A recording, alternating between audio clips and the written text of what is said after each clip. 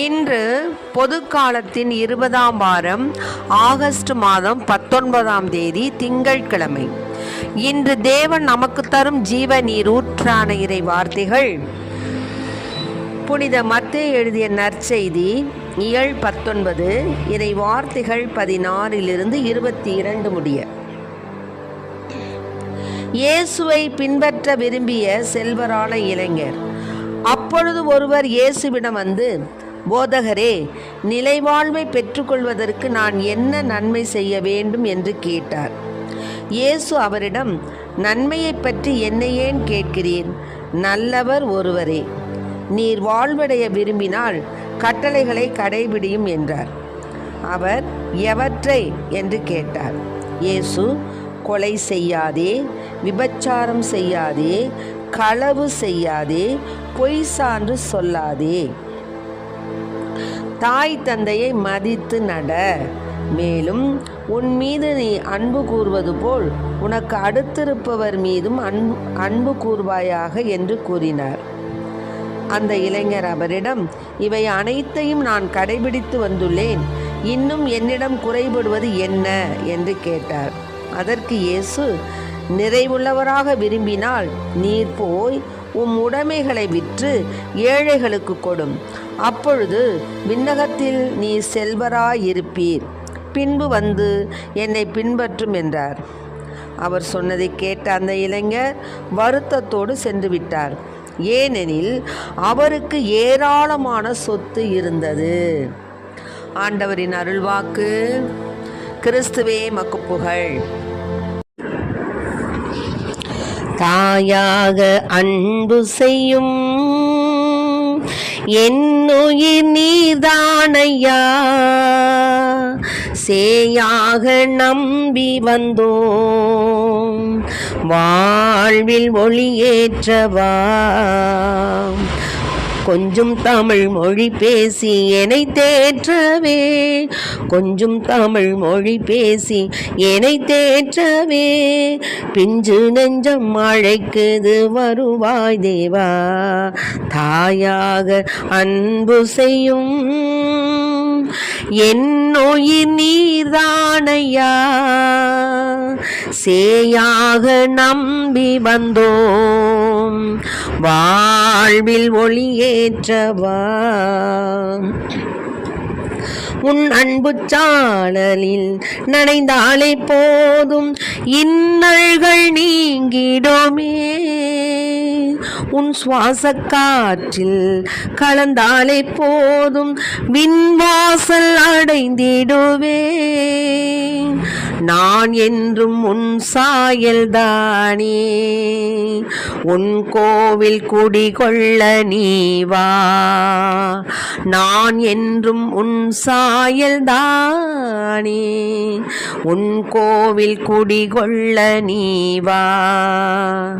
தாயாக அன்பு செய்யும் என்னுயிர் நீர்தானையா, சேயாக நம்பி வந்தோம் வாழ்வில் ஒளியேற்றவா. வாழ்வில் ஒளியேற்றவா.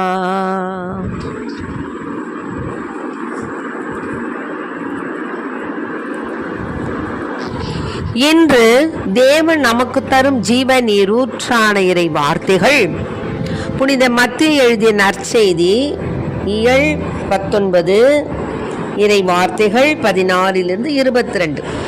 அதாவது ஏசப்பா தன்னை பின்பற்ற விரும்பிய ஒரு செல்வரான இளைஞருக்கு சொன்ன வார்த்தைகள். இதே வார்த்தைகள் தான் இன்று நமக்கும் சொல்கிறார். அவர் என்ன கேட்டார்னா, போதகரே, நிலைவாழ்வை எனக்கு நான் பெறணும், அதுக்கு நான் என்ன செய்யணும் அப்படின்னு கேட்டார். என்ன நன்மை செய்யணும்னு கேட்டார். அப்போ சொன்னார், ஏசப்பா, நன்மையை பற்றி என்னப்பா என்னிட்ட கேட்குற அப்படின்னு சொல்லும்போது, நல்லவர் ஒருவரே, நீ வாழ்வடைய விரும்பினால் கட்டளைகளை கடைபிடின்னு சொன்னார்.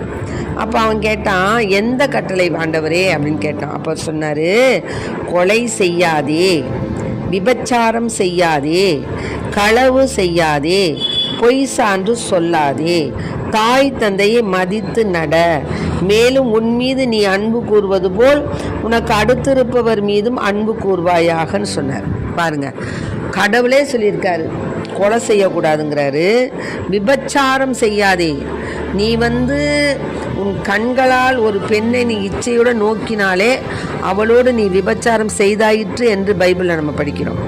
அப்படி இருக்கிறச்ச நாம் எப்படியெல்லாம் தூய்மையாக விளங்கணும் அப்படிங்கிறது, இந்த விபச்சாரம் செய்யாதே. ஒருவனுக்கு ஒருத்தி தான், ஒருத்திக்கு ஒருவன் தான். ஆனால் இப்போ பார்த்தீங்கன்னா பேப்பரை திறந்தாலும் சரி, வாட்ஸ்அப்பில் பார்த்தாலும் சரி, எதில் பார்த்தாலும் சரி, ஐயோ கேட்கவே அருவருப்பாக இருக்கிறது, சொல்வதற்கே கூச்சமாக இருக்கிறது.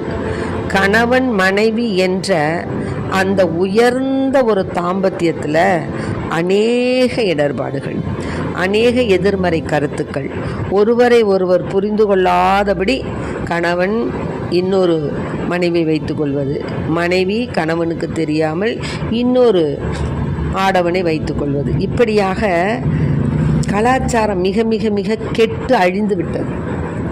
இத்தகைய நிலையிலிருந்து நீ மாறணுங்கிறார் ஆண்டவர். இந்த மாதிரி விபச்சாரம் செய்யாத. உனக்கு கடவுள் யாரை திருமணம் செய்து வைக்கின்றாரோ அவர்தான் உன் கணவர், அவர்தான் உன் மனைவி. நீ அடுத்தவனுடைய மனைவியையோ அடுத்தவளுடைய கணவனையோ நீ விரும்பினால் அது விபச்சாரம் அப்படின்னு சொல்கிறார். இப்போ பார்த்தீங்கன்னா அந்த காரியங்கள் மிக மிக மிக கொஞ்சம் ஏதாவது ஒன்று பிடிக்கலன்னா உடனே டைவர்ஸ். விபச்சாரத்தை விட மோசமானது. ஒருவரை ஒருவர் புரிந்து கொள்வது கிடையாது, புரிந்து கொண்டு விட்டு கொடுப்பது கிடையாது. ஒரு பழமொழி சொல்லுவாங்க, விட்டு கொடுப்பவன் கெட்டு போவதில்லை, ஆனால் கெட்டு போகிறவன் விட்டு கொடுக்க மாட்டான். ஆக கணவன் மனைவிக்குள்ளார எந்த ஒரு ஒளிவு மறைவு இருக்கக்கூடாது. சந்தேக பார்வை கணவன் மனைவி மீது படக்கூடாது. அப்படி சந்தேக பார்வை படும் அளவுக்கு மனைவி நடந்து கொள்ளக்கூடாது. எதுவுமே இருவருக்கு இடையில் எல்லாமே வெளிச்சமாகத்தான் இருக்கணும். அடுத்தது ஈகோ. நீ பெரியவளா நான் பெரியவனா, சண்டை போட்டால் நான் முன்னாடி பேசுகிறதா நீ முன்னாடி பேசுகிறதா? நோ. கணவன் மனைவியினிடையே ஈகோ என்பதே கிடையாது. ஒருவருக்கு ஒருவர் விட்டு கொடுக்கணும். காலையில் சண்டை என்றால் மாலைக்குள்ளார சமாதானம் ஆயிடணும். அதுதான் கடவுளுக்கு பிரியமானது. ஆனால் ஒரு சின்ன சின்ன வார்த்தை, சின்ன சின்ன செயல்பாடுகள், அதை கேட்டோம்னா நம்மளுக்கு மிக மிக மிக வருத்தமாக இருக்கிறது. அதுவும் இப்போ பார்த்திங்கன்னா, முன்பு பெண்களுக்கு ஒரு எதையும் தாங்கும் இதயம், ஒரு நல்ல ஒரு படிப்பினையோடு வளர்த்தாங்க. ஆனால் இப்போ பார்த்திங்கன்னா எல்லாமே பலவிதமான இடர்பாடுகள், பலவிதமான விஞ்ஞான உலகத்தில் எல்லா விதமான கெட்ட ஒரு நிகழ்வுகள் அந்த காட்சிகள் எல்லாத்தையும் அப்படியே அப்பட்டமாக எடுத்து கூறுவதுக்கு இப்போ விஞ்ஞானத்தில் நிறைய ஊடகங்களில் நிறைய அந்த கருவிகள் வந்துருச்சு. அதனால் இப்போ என்ன ஆயிடுச்சுன்னு கேட்டிங்கன்னா, எதுக்கு எடுத்தாலும் விட்டு கொடுக்கறதே கிடையாது. அதுலேயும் முன்னாடி பார்த்திங்கன்னா 5 குழந்தை 6 குழந்தை 10 குழந்தைன்னு கூட இருக்கும். இப்போ ஒரு குழந்தை தான். ஒரு குழந்தைய வச்சுக்கிட்டு என்ன செய்கிறாங்க, அதுக்கு ஒரு நல்லது கெட்டது கூட செய்ய முடியாமல் அதோட அது மற்றவங்கள்ட்ட ஷேர் பண்ணிக்க கூட ஒரு சகோதரனோ சகோதரியோ இல்லாமல் கடைசி காலத்தில் அது என்ன பண்ணும், யாரை அதுக்கு அம்மா அப்பா எவ்வளோ நாளைக்கு இருக்க முடியும், அதை உணர மாட்டேங்கிறாங்க பேரண்ட்ஸ் எல்லாம். இப்போ உடனே குடும்ப கட்டுப்பாடு செய்கிறாங்க, கருத்தடை செய்கிறாங்க, கருச்சிதைவு செய்கிறாங்க. இப்படியாக உலகத்தில் பாவங்கள் மழுங்கி விட்டன.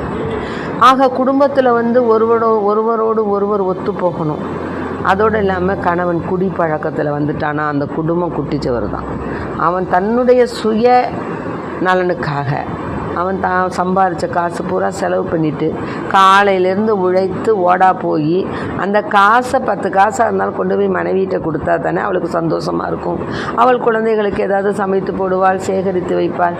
ஒன்றுமே இல்லாமல் நீ குடிச்சுப்புட்டு போய் கீழே கிடந்தினா அந்த மனைவியினுடைய மனசு என்ன பாடுபடும்.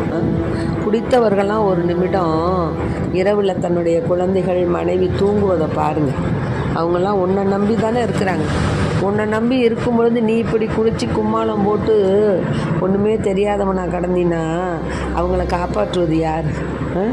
மனைவி கெட்டிக்காரியாக இருந்தாலும் ஒரு 4 இடத்துக்கு போய் வேலை செஞ்சு ஏதோ குடும்பத்தை ஒப்பேத்துவா. இல்லை மனைவி சம்பாதிப்பவளாக இருந்தால் அது என்னமோ குடும்பம் ஓடும். ஒன்றுமே சம்பாதிக்கவளாக இருந்தான்னா அந்த குடும்பம் என்ன ஆகும்? குழந்தைகள் என்ன ஆகும்? அவருடைய தேவைகள் நிறைவேற்றப்படுமா? நீ ஓன் தேவையை நிறைவேற்றி நல்லா குடிச்சிட்டு வந்து படுத்தினா அந்த குடும்பம் எப்படிப்பா ஓடும்? நாளைக்கு உனக்கு எப்படிப்பா சோறு கிடைக்கும்? சிந்திக்கணும்.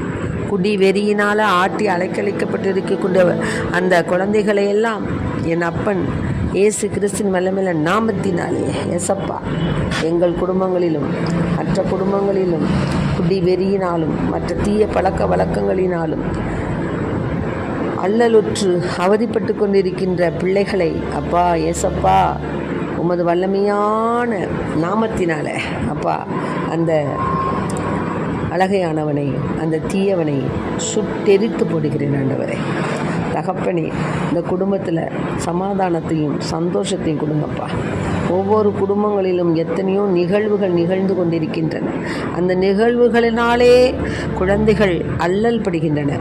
தாய் தகப்பனுடைய அந்த சண்டையினாலே குழந்தைகள் மிக மிக மிக மோசமான நிலைக்கு தள்ளப்படுகிறார்கள். தகப்பனே, சிறு வயதிலே அவர்களுக்கு ஒரு ஆதரவற்ற ஒரு நிலை, மற்றுமாக ஒரு யாருமே இல்லாத நிலை, எதையும் புரிந்து கொள்ள முடியாத நிலை, ஒரு வெறுப்பு மனதிலே வரக்கூடிய நிலை, இப்படியாக வளரும் பிஞ்சு குழந்தைகளுடைய மனதிலே இத்தகைய தீய எண்ணங்களை வளர்க்கின்ற பெற்றோர்களுக்கு தேவரீதாமி நல்ல ஒரு அமைதியான சமாதானமான ஒரு மனதை கொடுத்து குடும்பத்தை நன்கு பார்த்து கொள்ள வேண்டும் என்ற அந்த எண்ணத்தை கொடுத்து அவர்கள் மனதை மாற்றுவீராக ஆண்டவரே.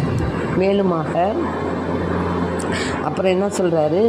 விபச்சாரம் செய்யாத, இன்னும் என்ன செய்யக்கூடாதுங்கிறாரு? களவு செய்யாத, பொய் சான்று சொல்லாத. நான் கேள்விப்பட்டிருக்கேன், 200 காசை வாங்கிக்கிட்டு போய் கோர்ட்டுலாம் பொய் சான்று சொல்வதாம். அதுக்குன்னு சில ஆளுங்க இருக்காங்களாம். நான் இப்போ தான் கேள்விப்பட்டேன். அத்தகைய நிலையெல்லாம் தவறு. ஒருவனுடைய வாழ்க்கைக்கு நாம் ஊறு விளைவித்தால் அது நம்மளை தலைமுறை வரைக்கும் தாக்கும். ஆக ஒரு நல்லவன் அவதிப்படக்கூடாது. ஒரு நல்லவனுக்கு எந்த விதமான ஆபத்துகளும் ஏற்படக்கூடாது. தீயவன் அதை தெரிந்து அதிலிருந்து திருந்தி வாழறதுக்கு அவனுக்கு ஒரு சந்தர்ப்பம் கொடுக்கணும். அதை விட்டு நல்லவன் தண்டிக்கப்படக்கூடாது. அதுதான். பொய் சான்று சொல்லக்கூடாது, களவு செய்யக்கூடாது, தாய் தந்தையை மதித்து நடக்கணும். ஆண்டவரே சொல்லிட்டார். இப்போ பார்த்தீங்கன்னா தாய் தந்தையர்கள் முதியோர்கள் இல்லத்தில் தடுமாறி தத்தளித்து இருக்காங்க. ஒரு தாயானவள் அவள் சொத்து பூரா பிள்ளைங்களுக்கு எழுதி வச்சுட்டா. மறுபடி யார் வீட்டில் இருக்கிறதுன்னு தெரியாமல் அந்த அம்மாவை கொண்டாந்து முதியோர்கள் இல்லத்தை சேர்த்து போயிட்டாங்க. அப்போது அந்த தாய் அப்படியே அந்த வயிறு எரிந்து அவள் அழுதான்னா அந்த பிள்ளைகள் நிலைச்சி நிற்க முடியுமா? பிள்ளைகள் நல்ல வாழ்க்கை வாழ முடியுமா? தாயினுடைய சாபம் அடித்தளத்தையும் அப்படியே பிடுங்கி எரிஞ்சிடும். ஆகவே இதை கேட்டுக்கொண்டிருக்க அன்பார்ந்த பிள்ளைகளை, உங்கள் பெற்றோர்களை மதித்து நடங்கள், பெற்றோர்களை நேசியுங்கள். அவர்கள் நீங்கள் சின்ன குழந்தையாக இருக்கும்போது அவங்க எவ்வளவு கஷ்டப்பட்டு பாடுபட்டு உங்களை வளர்க்கறதற்காக சோறு இல்லாமல் தண்ணி இல்லாமல் காலையில் வேலை செய்கிறவங்களா இருந்தாலும் காப்பியை மட்டும் குடிச்சிட்டு ஓடுறாங்க. உங்களுக்காக எழுந்து சமையல் பண்ணி எல்லாம் செஞ்சு கொடுக்குறாங்க. வேலை செய்யாத பெண்ணாக இருந்தால் அது சும்மா இருக்கிறேன்னு சொல்லாதீங்க. சும்மா இருக்க மாட்டாங்க அவங்க. ஒவ்வொரு மனைவிமார்களை கேட்கும்போது நீங்கள் என்னம்மா செய்றீங்க? நான் சும்மா இருக்கேன். சும்மாவாப்பா நீ இருக்கிற? காலை எழுந்தது முதல் இரவு வரை வீட்டில் அவ்வளோ வேலை செய்கிறாங்க. ஆக இப்படி தன்னையே ஒருத்து தாய் தந்தை இறங்க தகப்பேன் அவர் ஓடுறாரு. அவர் தனக்கு முடியுதோ முடியலையோ போய் கஷ்டப்பட்டு சம்பாதிக்கிறார். இப்படியாக சேர்த்து வைத்த காசுனால உன்னுடைய வாழ்க்கையை பலப்படுத்துகிறாங்க. நீ என்ன செய்கிற? அவங்கள நேசிக்க மாட்டேங்கிற. இது எவ்வளோ பெரிய குற்றம், இது எவ்வளோ பெரிய பாவம் என்பதை உணர்ந்து இனிமேலாவது முதியோர்கள் இல்லத்தில் உங்கள் தாய் தகப்பனை சேர்க்காது உங்கள் இல்லத்திலே உங்கள் குழந்தைகளோடு வைத்து அவர்களை ஒரு குழந்தையாக எண்ணி வளருங்கள். அதுதான் நீங்கள் கஞ்சி செஞ்சாலும் அதை கஞ்சை ஊற்றுங்க, அவங்க சாப்பிடுவாங்க, மனமும் வந்து சாப்பிடுவாங்க.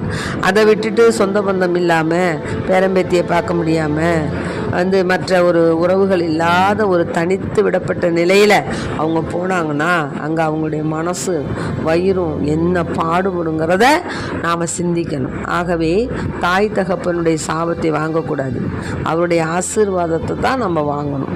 அதுபோலவே ஒவ்வொருவரும் அவரவர்களுடைய தாய் தகப்பனை, மாமியார் மாமனாரை தன்னுடைய தாய் தந்தையை போல நேசிக்கணும். அவர்களும் மருமக்களை அதே மாதிரி நேசிக்கணும். இத்தகைய ஒரு நிலையில் நாம் நடக்கணும். அதை தான் ஆண்டவர் சொல்கிறார். மற்றபடியாக என்ன சொல்கிறாரு, அவன்கிட்ட போய் நீ நிலைவாழ்வை பெரும்பொருட்டு நீ இதெல்லாம் நான் செய்கிறேனேங்கிறான். அப்போ என்ன சொன்னார், நீ போய் உனக்கு உள்ளவைகளை எல்லாம் விற்று ஏழைகளுக்கு கொடுங்கிறார். அப்போ தான் அவனுக்கு சோகம் வந்துடுது. ஏன்னா அவனுக்கு ஏகப்பட்ட சொத்து இருக்கும். இதை நம்ம வந்து உலகப்புறமான சொத்தாகவும் எடுத்துக்கலாம், ஆன்மப்புறமான சொத்தாகவும் எடுத்துக்கலாம்.